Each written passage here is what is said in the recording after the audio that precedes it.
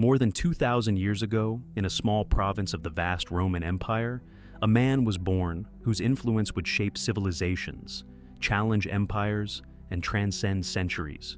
Jesus of Nazareth. It is said that he was the one who gave rise to the world's most followed religion, Christianity.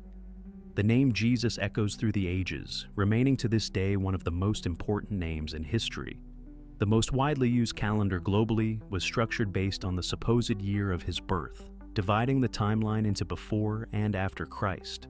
But his name was not invoked only for good. Throughout history, Jesus has been used as justification for wars, persecutions, and atrocities, such as the Crusades and the Inquisition, for example. His teachings have crossed generations, inspiring billions of people and sparking intense debates throughout history. Even for those who do not believe, one thing is undeniable. Jesus is one of the most influential figures to have ever existed. But did he really exist? Could Jesus be nothing more than a myth, a legend built over the centuries? Could a group of people have invented his story to manipulate billions throughout time? Or are there solid, undeniable evidences proving that he truly walked among us?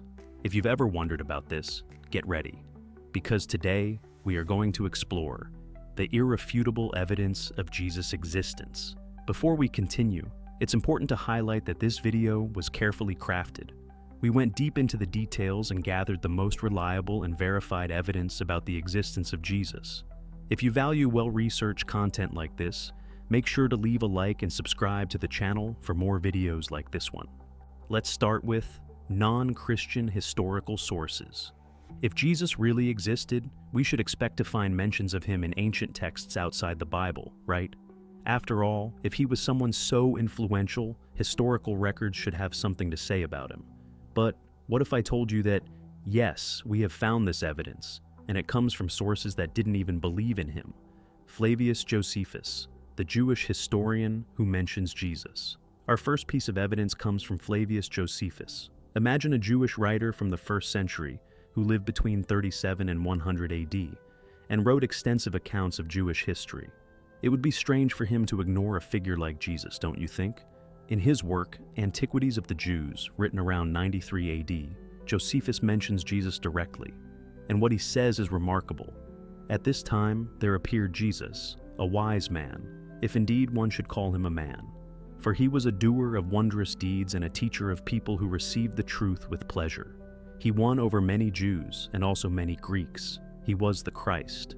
And when Pilate, at the suggestion of the leading men among us, condemned him to the cross, those who had loved him did not cease to follow him. Not bad coming from a Jewish historian who wasn't a Christian. Of course, some scholars debate whether this passage was altered by later Christian scribes, but even when removing the most favorable parts to Jesus, the majority of experts agree that Josephus did, in fact, write something about him. Tacitus, the Roman historian who confirms the crucifixion. If you think a Jewish historian is a good source, wait until you hear what a Roman had to say. Tacitus, one of the greatest historians of ancient Rome, did not like Christians. In fact, he despised them. But guess what? In his book Annals, written around 116 AD, he mentions Jesus and his crucifixion. Christ, from whom the name of the Christians is derived, suffered the extreme penalty during the reign of Tiberius at the hands of one of our procurators, Pontius Pilate. This statement confirms two key facts. Jesus was crucified under Pontius Pilate. His followers were already causing a stir in the Roman Empire just a few years after his death. If Jesus were merely a myth, why would one of the greatest historians of the time bother to write about him? It seems like we've just uncovered another crucial piece of the puzzle. Suetonius and Pliny the Younger, the Christians' disturbance. Now, let's talk about two historical figures who also mention Jesus indirectly. They were not particularly concerned with him, but rather with his followers, and that gives us another important clue. Suetonius, the historian who mentioned Christus. Suetonius, a historian and advisor to Emperor Hadrian, wrote an interesting account about Emperor Claudius, who ruled between 41 and 54 AD. He states that Claudius expelled the Jews from Rome because of constant disturbances instigated by a certain Christus. But who was this Christus? Most historians agree that this is a Latinized reference to Christ. This means that just a few years after Jesus' death, his followers were already creating controversy, even in Rome. Pliny the Younger, the governor who persecuted Christians. Another important name is Pliny the Younger, the governor of the Roman province of Bithynia. In 112 AD, he wrote a letter to Emperor Trajan asking what to do with Christians who refused to worship the Roman gods and insisted on singing hymns to Christ as to a god. Pliny wrote, "I asked whether they should be punished for the name they bear or for the crimes they were alleged to have committed. They told me that their only offense was gathering before dawn to praise Christ as a god." Pliny does not mention Jesus directly, but his letter proves that, a century after his death, strong and organized Christian communities already existed, something unlikely if Jesus were merely a myth. Are you enjoying the video so far? Then show that this content matters to you. Hit the like button right now and click the red button to subscribe to the channel. By doing this, you're not only supporting us, but also making sure you won't miss more videos like this. Videos that can truly make a difference in your life. Lucian of Samosata, the cynic who confirms Jesus. Now, if you still think Jesus might have been a myth, how about hearing from someone who was definitely not one of his followers? Lucian of Samosata was a Greek writer and satirist from the 2nd century. He was known for ridiculing everything and everyone, and Christians did not escape his sharp tongue. In his work, The Death of Peregrinus, Lucian mentions Jesus in an ironic way, but his mockery ends up serving as yet another proof of Jesus' existence. The Christians, of course, still worship that great man who was crucified in Palestine because he introduced this new cult to the world. Moreover, their first lawgiver convinced them that they are all brothers from the moment they convert and abandon the Greek gods, and that they must live according to his laws. So, even while mocking Christians, Lucian confirms 3 important facts. Jesus existed and was crucified in Palestine. He was the founder of Christianity. His followers worshipped him and lived according to his teachings. And remember, Lucian was not a Christian trying to prove anything. He was simply describing Christianity of his time in a cynical manner, which makes his testimony even more relevant. What have we learned so far? Jewish and Roman historians, who had nothing to gain from Jesus' existence, mentioned him in their writings. This means that, even for the most skeptical, the historical existence of Jesus of Nazareth is undeniable. But our investigation is not over yet. We need to talk about archaeological evidence.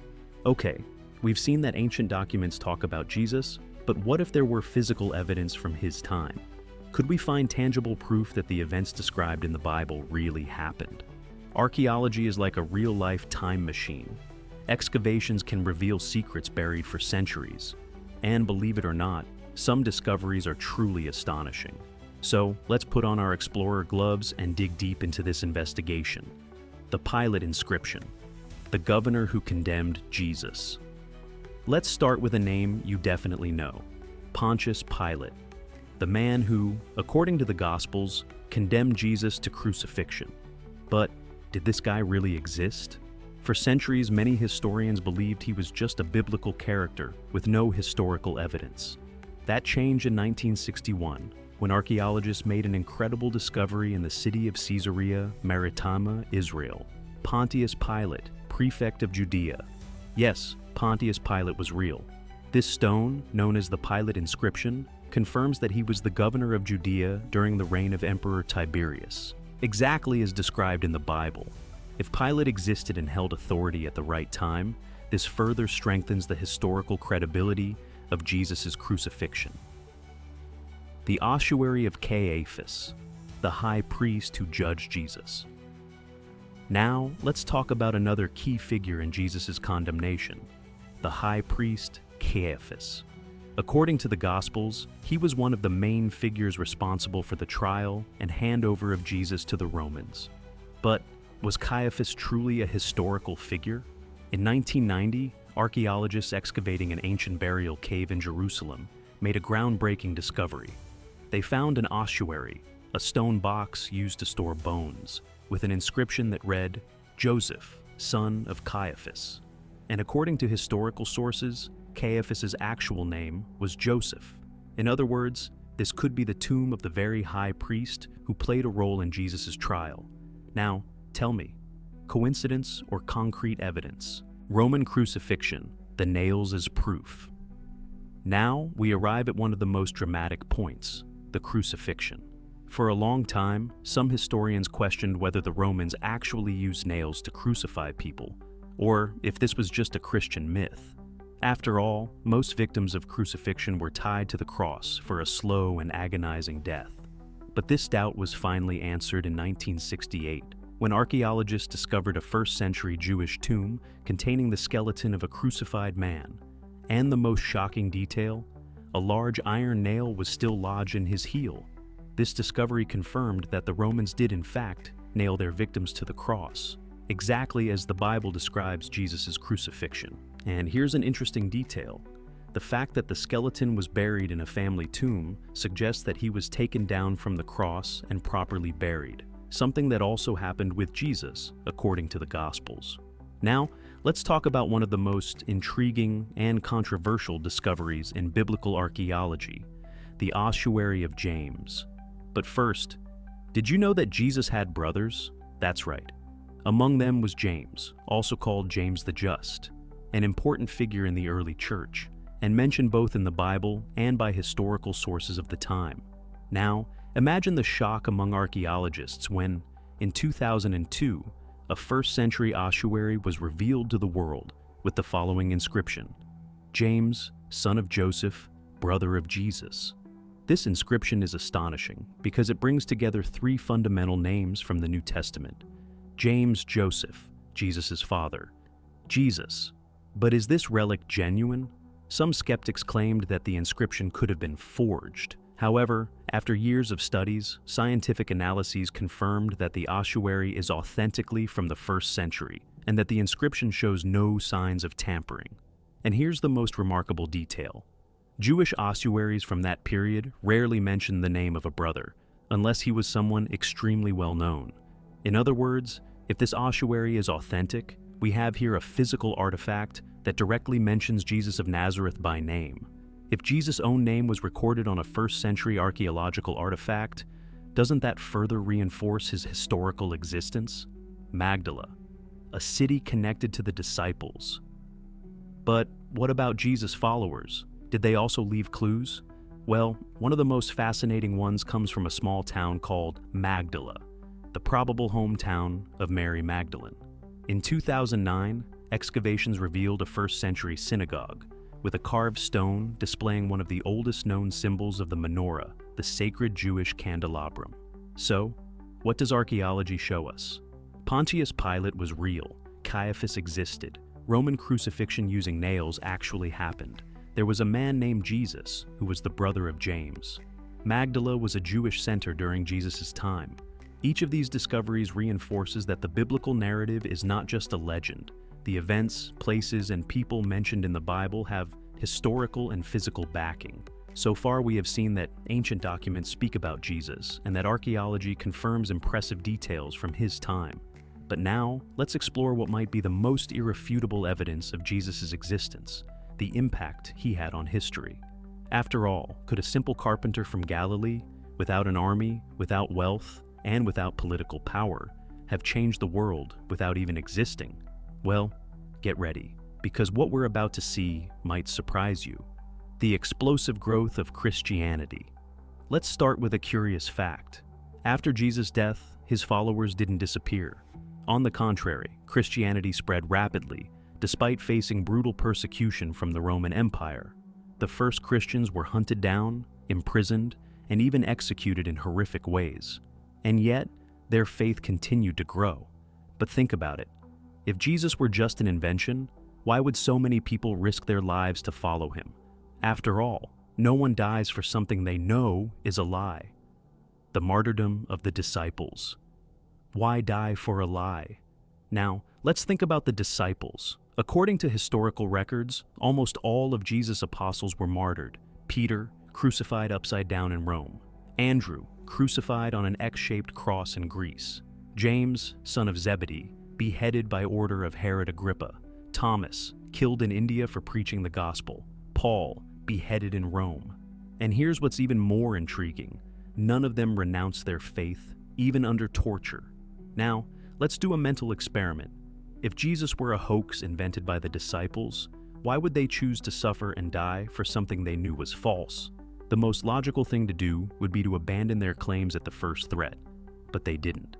They were willing to die because they were absolutely certain that what they had witnessed was real. History was divided into before and after Jesus. Here's another curious detail. Our very concept of time was altered because of Jesus. The calendar we use today is based on his birth. Before Christ, BC, and Anno Domini, AD, are not just religious terms, but globally recognized historical divisions. Now, stop and think. How many leaders, kings, and emperors have existed? Thousands. And yet, none of them had such an impact as to redefine the very timeline of humanity.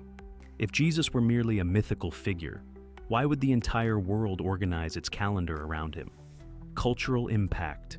Jesus is everywhere, and even today, Jesus' impact is undeniable.